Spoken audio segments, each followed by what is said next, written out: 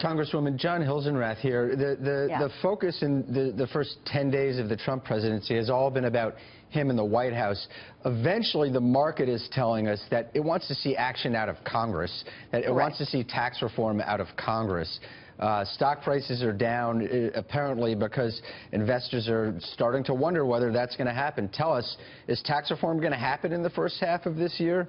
And what about repeal of Obamacare and replacement?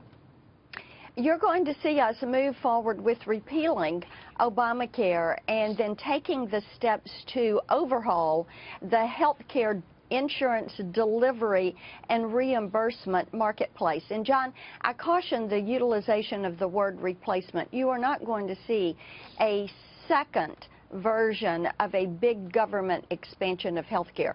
What our constituents want to see is this. They want patient-centered private sector health care. They want to make certain that there are options for people who do have pre-existing conditions. They want the cost to come down. They like the idea of health savings accounts. They want a cross-state line purchase of health insurance so they can buy whatever they want from whomever they want at a price they can afford.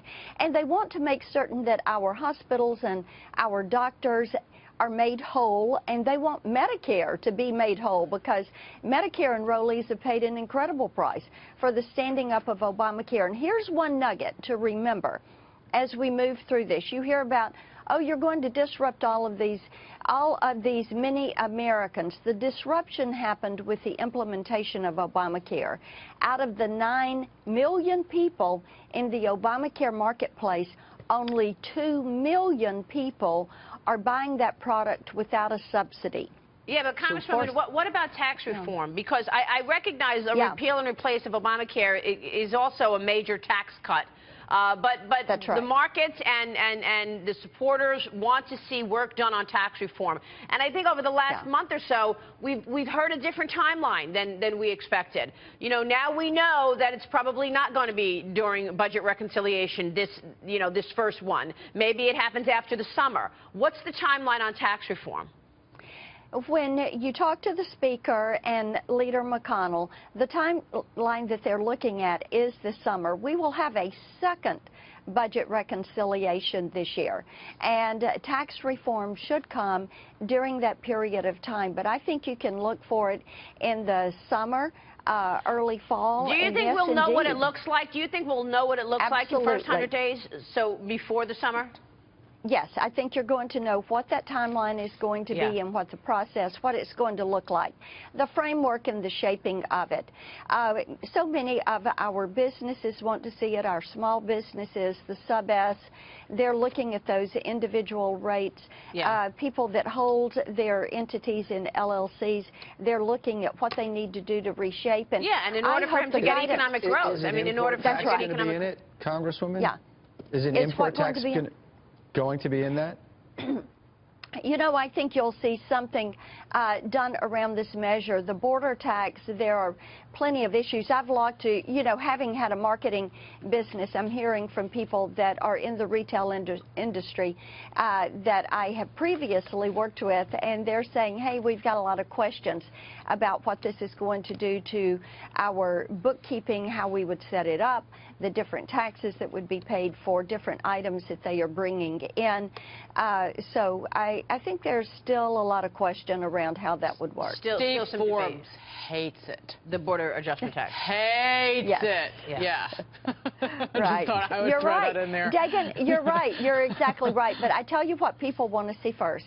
They want to know what are the lower marginal rates going to be for individual filers. They want to know what is going to be the process for lowering the corporate rates.